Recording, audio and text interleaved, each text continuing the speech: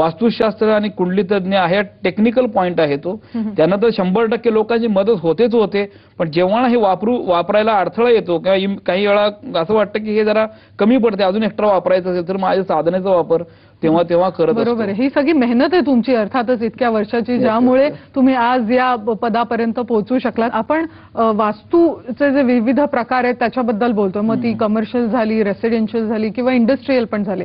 पण मूळ मुद्दा या सगळ्यांमध्ये कॉमन येतो म्हणजे वास्तू शांत जेव्हा करतात किंवा वास्तू जो पुरुष आपण म्हणतो तो नेमका कुठे पुरावा किंवा त्याची दिशा कोणती असली पाहिजे. ओके, हा सगळ्यात महत्त्वाचा प्रश्न आहे. आणि कुठलाही फॅक्टरी असते, इंडस्ट्री असते, घर फ्लॅट असो, त्या ठिकाणी वास्तुशांती केलीच जाते. वास्तुशांती केल्यानंतर वास्तुपुरुष हा पुरला जातो. तर वास्तू पुरुष पुरताना तुमचा जर बंगला असेल किंवा घर असेल, आग्नेय कोपऱ्यात पुरायला पाहिजे.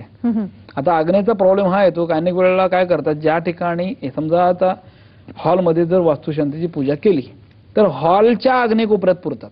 किंवा काही लोकांना मोकळं घर असतं ना, तेव्हा कुठं कन्व्हिनियंट वाटतं त्या रूम मध्ये ती वास्तुशांती करतात, स्पेस बघून वगैरे, किंवा आल्यानंतर गडबड व्हायला नको, सिटिंग अरेंजमेंट करता यायला पाहिजे. काही वेळा बेडरूम मध्ये पण वास्तुशांती केली जाते, पण ती कन्व्हिनियंट जागा आहे. मग ज्या ठिकाणी वास्तुशांती कर त्या ठिकाणीच पुरलं जातं, असं बरोबर नाही. काही लोक घरांच्या मी असं बघितलेलं आहे की देवघराच्या खाली वास्तुपुरुष पुरला जातो, ते पण बरोबर नाही. तर बाल्कनी जर येत असेल तुमच्या घरात तर बाल्कनीत तुम्ही वास्तुपुरुष घालू नका. पण तुमच्या फ्लॅटच्या किंवा तुमच्या कन्स्ट्रक्शनच्या आग्नेय कोपऱ्यातच, कन्स्ट्रक्शनच्या आग्नेय कोपऱ्यात म्हणतोय मी, कन्स्ट्रक्शनच्या आग्नेय कोपऱ्यातच वास्तुपुरुष पुरला गेला पाहिजे. जर चुकीचा असेल तर त्या ठिकाणी परत त्याला एक छोटासा विधी करायला लागेल आणि त्यानंतर तुम्ही त्याचं शिफ्ट करणं गरजेचं आहे. ते महत्वाचं आहे वास्तुशांती. बरोबर. मगाशी प्रतिभाताईंचा फोन होता, त्यांनी प्रश्न विचारला होता की त्यांच्या घराच्या दक्षिणेला गेट आहे, त्याच्यानंतर ईशान्येला त्यांची बेडरूम आहे आणि नैऋत्येला हॉल आहे. पण त्यांना आणि त्यांच्या मिस्टरांना देखील छोटी मोठी दुखणी आहेत किंवा काही ऑपरेशन देखील झालेत त्यांचे. ओके, सगळ्यात महत्वाचा मुद्दा काय, एवढं नॉलेज हे आता तुम्ही फ्लॅट आहे का बंगला हे सांगितलेलं नाहीये. बरोबर. बंगला जर असेल तर अंडरग्राऊंड टँक, सेफ्टी टँक, प्लॉटचा साईज, लँडस्केपिंग, असलेली झाडं, आतमधले इंटरनल, आतमधले वर खाली जे असतात ते प्ले लेवल डिफरन्सेस, या सगळ्या गोष्टीचा इम्पॅक्ट होत असतो. फ्लॅट असेल, जर फ्लॅट हा उद्देश जर ठेवला असेल तर एक्झॅक्टली कुठल्या कोपऱ्यात एंट्रन्स आहे, नैऋत्याला त्यांचा हॉल आहे, पण नैऋत्याला हॉल असला म्हणजे अर्थ असा पण होतो की पश्चिमेच्या कोपऱ्यात नैऋत्यची एंट्री किंवा दक्षिणेच्या कोपऱ्यात दक्षिणेकडे नैऋत्य एंट्री असू शकते. अशा वेळेला 100% प्रॉब्लेम येतात. बेडरूमच्या बेडची जरी पोझिशन चुकली तर आजारपणात माणूस लवकर बाहेर पडत नाही. अनेक क्लायंटना असा आम्ही उपाय देत असतो की बेडची पोझिशन बदलून पण आजारात लवकरात लवकर बाहेर काढता येतं. इतकं वास्तुशास्त्र पॉवरफुल आहे. घरात औषधं गोळ्या कुठं ठेवायला पाहिजे याची पण जागा आहे, ती जरी चुकली तरी सुद्धा काय कारण नसताना तुम्ही तर औषध घ्याल आणि बाकी लोकांना पण सांगाल अरे हे औषध चांगलं, हे औषध चांगलं, हे औषध चांगलं, असं एक पोझिशन आहे की मार्केटिंग औषध तुम्हीच कराल अशी पण पोझिशन आहे. तर कुठल्या ठिकाणी औषध ठेवलं तर कमीत कमी वापर होऊन तुमची बॉडी चांगली होईल. आणि कुठं तुम्ही झोपला तर तुमची ताबडतोब बॉडी रिॲक्ट करून पॉझिटिव्हली लवकर बाहेर येईल, हा मुद्दा. त्यानंतर तुमचा जो काय प्रॉब्लेमॅटिक कंडिशन घरामध्ये झालेलं आहे, आजारपण, हे कशामुळं, बेसिक रूट कॉज त्याचं काय आहे ते शोधून काढण्यासाठी ओव्हरऑल प्लॅन माझ्या डोळ्यासमोर आला तर 100% मी तुम्हाला परफेक्ट सांगू शकतो आणि त्याचं निदान करू शकतो. बरोबर. तुम्ही प्लॅन बद्दल बोलता, अनेक असे क्लायंट्स तुमच्याकडे येत असतील की ज्यांना खरंच काहीतरी म्हणजे आर्थिक प्रॉब्लेम आहे किंवा दुखणी आहेत, आणि जेव्हा तुम्ही लोकांना सल्ले देता, त्यांचं भलं होतं, तेव्हा जो मिळणारा दुवा आहे तुम्हाला, अशी काही उदाहरणं सांगता येतील का? असे भरपूर उदाहरण आहेत, खूप प्रचंड उदाहरण आहेत 20 वर्षामध्ये. पण एक सगळ्यात लेटेस्ट म्हणजे अतिशय आनंदाचं उदाहरण आहे, म्हणजे जत तालुक्यामध्येच एका तिथे जतला जात असतो अनेक वेळेला, त्या दुष्काळाच्या परिस्थितीमध्ये पण त्या ठिकाणी शेतकऱ्यांना वास्तुशास्त्रावर कन्सल्टन्सी देऊन मॅक्झिमम प्रोडक्शन फक्त माझ्याच क्लायंटनी केलेलं आहे. त्याचे फोटोग्राफ्स तुम्ही डायरेक्टली माझ्या वेबसाईटला बघू शकता. मॅक्झिमम प्रोडक्शन, आणि ते मॅक्झिमम प्रोडक्शन कशामुळे झालं, का झालं, कसं झालं हे बघायला हजारो शेतकरी त्यांच्याकडे येतात. त्यांची 4-4, 5-5 किलो साखर चहातच जाते, असं पण रेकॉर्ड आहे. पण त्याच ठिकाणी एका ठिकाणी असा अवस्था होती की खूप त्रास असलेली बाई एका मिरज या ठिकाणी ऍडमिट होती. डॉक्टरने सांगितलं की आता संपलं, 15 दिवसाचा वेळ आहे, या वेळेमध्ये ही एक्सपायर होणार, ही एक्स्ट्रा गोळ्या मी महिन्याभरात देतो, जर काय झालं तर गोळ्या पाण्यात सोडून द्या. तर ती बाई त्या ऑलरेडी पुरी जाऊन आलो होतो, घर आणि शेत मला माहिती होतं. त्यांचा जो भाऊ आहे तो रडत आला, म्हटलं की कुठल्या परिस्थितीत डॉक्टर सांगितले, बरं डॉक्टर हे डॉक्टर आहेत, त्यांना मी रिस्पेक्ट करतो, त्यांचं नॉलेज प्रचंड मोठं असतं, त्यांनी 7-8 वर्ष अभ्यास करून या गोष्टी केलेल्या, मोठा एक्सपिरियन्स आहे, त्यांचं नॉलेज देवाच्या खूप पॉवरफुल असतं, त्यांना कायम रिस्पेक्ट करतो, ते समाजसेवा पण करतात.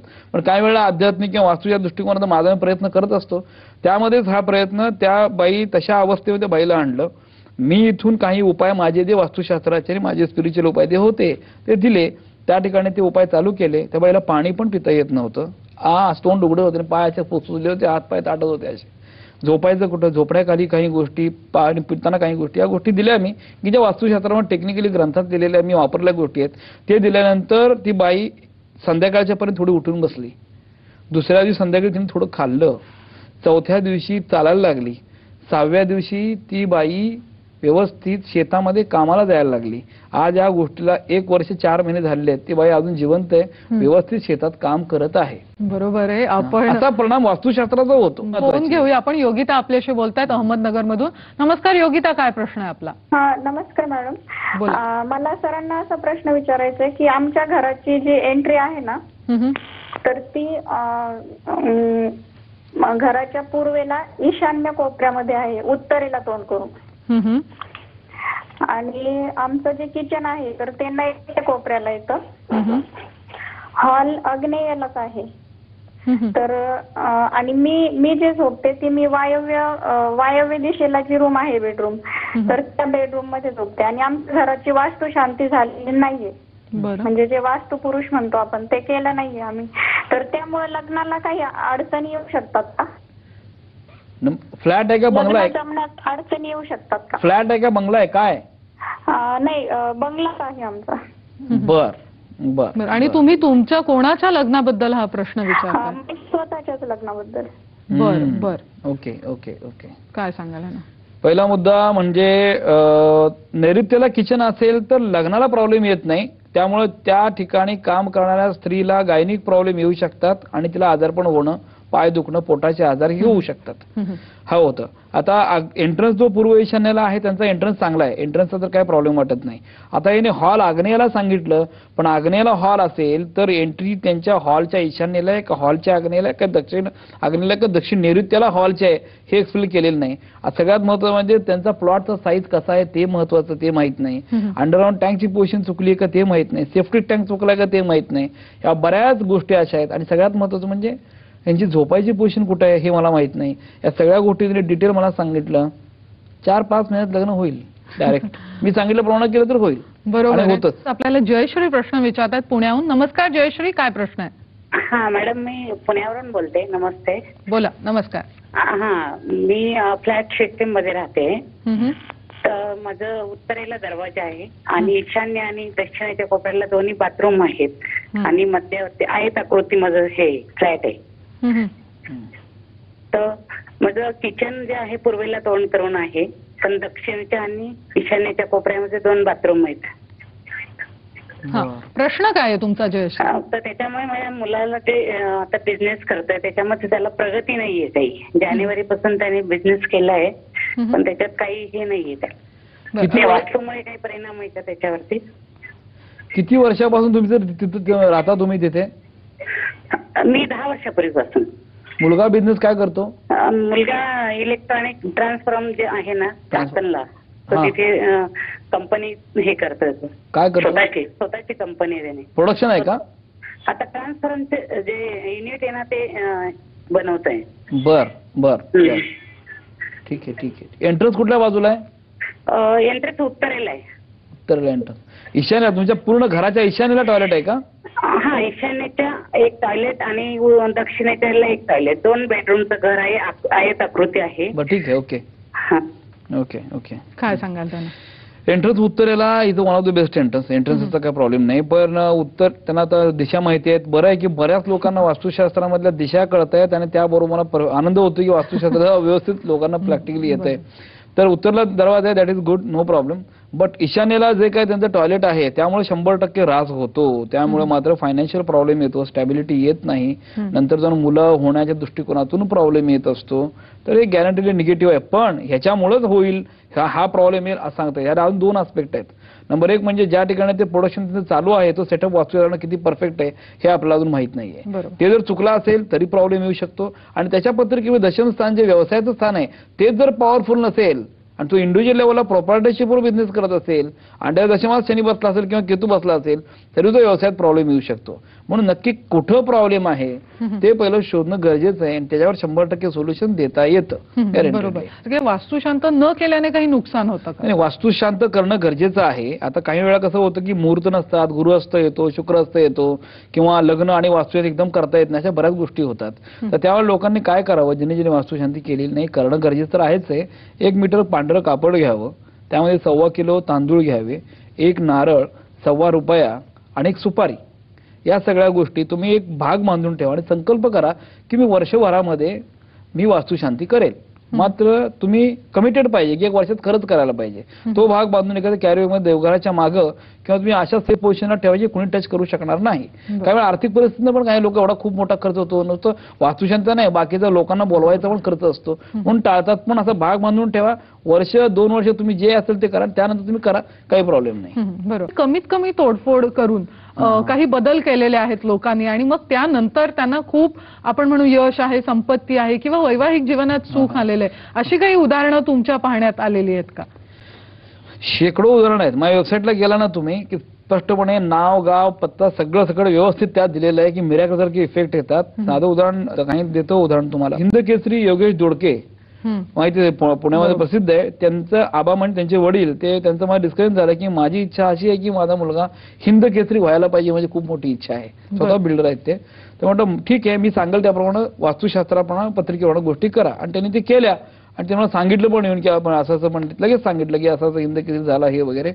तर हिंद केसरी होणे काही साधी गोष्ट नाही. सगळ्यात महत्वाचा मुद्दा काय आहे की जेव्हा तुम्हाला जे दिलेलं जे वास्तुशास्त्राचं नॉलेज आहे, पत्रिकेचं नॉलेज आहे, ते वापरणं गरजेचं आहे. अजून एक उदाहरण देतो. रहाणे म्हणून एक धैर्यमय माझे क्लायंट आहेत, त्यांचा बंगला आहे त्या ठिकाणी बंगला जो आहे तो 10-12 वर्षापासून बांधला होता. वास्तुशास्त्र कन्सल्टन्सीसाठी माझ्याकडे ते आले.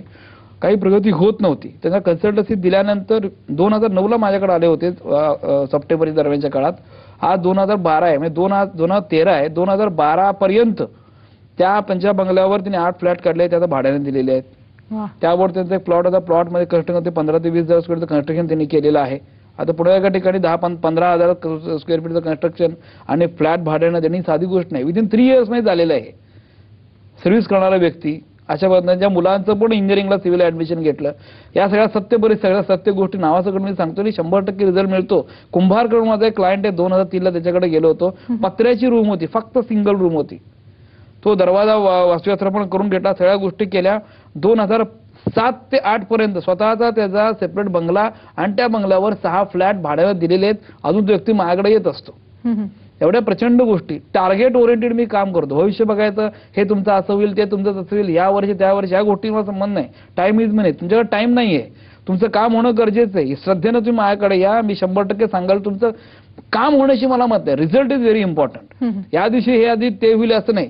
वास्तुशास्त्राचं नॉलेज, पत्रिकेचं नॉलेज, आध्यात्मिक नॉलेज सगळं डोक्यात घेऊन मी काय केलं तर 100% हा प्रॉब्लेम सॉल्व्ह होतो, असं रिव्हर्स विचार मी करतो. हे ह्या वेळेला होईल, त्या वेळेला होईल, यापेक्षा मी कसं होईल हे गरजेचं आहे. यासाठीच हे नॉलेज आहे. याचा वापर तुम्ही करू शकता आणि रिझल्ट 100% तुम्हाला गॅरंटीली या फील्डमध्ये मिळू शकतो. असे बरेच पुढे आपण जाऊ इंडस्ट्रीयलच्या दृष्टिकोनात, मोठमोठे प्रोजेक्ट किंवा कमर्शियलमध्ये. एक मागच्या वेळेला पण बोललो होतो, एक शर्मिला म्हणून माझे क्लायंट आहे की एक ब्युटी पार्लर 2007ला मिळाले. तर एक ब्युटी पार्लर, आज त्यांचे 3 ब्युटी पार्लर आणि मोठ्याच्या मोठा स्पा आहे. त्यानंतर एक कामाक्षी हॉटेल म्हणून KSB चौकामध्ये पुण्याला, आता पूर्वी हॉटेल लक्ष्मण म्हणून होतं, ते वास्तुशास्त्रापण प्रॉब्लेम होतं, बंद झालं. आता टेक ओव्हर केलं शर्मांनी. ते वास्तुशास्त्रापण अख्खं रिन्यू केलं. इंटिरियर वास्तुशास्त्रापण केलं, त्याचं मी स्वतः डिझाईन केलं. एक्सटिरियर वास्तुशास्त्र मी स्वतः डिझाईन केलं. स्वतः मी खूप मोठा म्हणजे आर्टिस्ट आहे, पेंटिंग वगैरे काढतो मी स्वतः. कविता करण्याचा मला छंद आहे. अनेक गोष्टी पुढच्या वेळा आपण घेऊन पेंटिंग पण मी घेऊन येऊन दाखवायला तुम्हाला. त्या गोष्टी असल्यामुळे वास्तुशास्त्राच्या अँगलनं केल्यामुळे आज ते हॉटेल कामाक्षी पण नाव मी दिलं. कामाक्षी हॉटेल त्या एरियाचा फेमस आहे. विदिन 1 इयर त्या एरियात फेमस आहे. कोथरूडमध्ये पेगॅसिस म्हणून हेल्थ क्लब आहे, 2002ला मी डिझाईन केलं. That is also one of the famous in अलंकार पोलीस चौकीच्या बॅक साईडला, ते पण कोथरूडमध्ये फेमस आहे. मानकर डोसा आहे. असे पुण्यात भरपूर अनेक जिल्ह्यामध्ये असे आहेत की लोक जे बघतायत त्या लोकांना कळतच असेल. रिझल्ट हा गॅरंटीली मिळतो आणि टार्गेट ओरिएंटेड काम केलं तर 100% रिझल्ट मिळतो. बरोबर आहे. ही यादी खरंच खूप मोठी होईल, कारण त्या मागे तुमची इतक्या वर्षांची तपश्चर्या आहे, मेहनत आहे. खरंच या विषयाचा आवाका खूप मोठा आहे, परंतु आज तुम्ही इथे येऊन इतक्या सोप्या भाषेत माहिती दिलीत त्याबद्दल खरंच तुमचे खूप खूप आभार.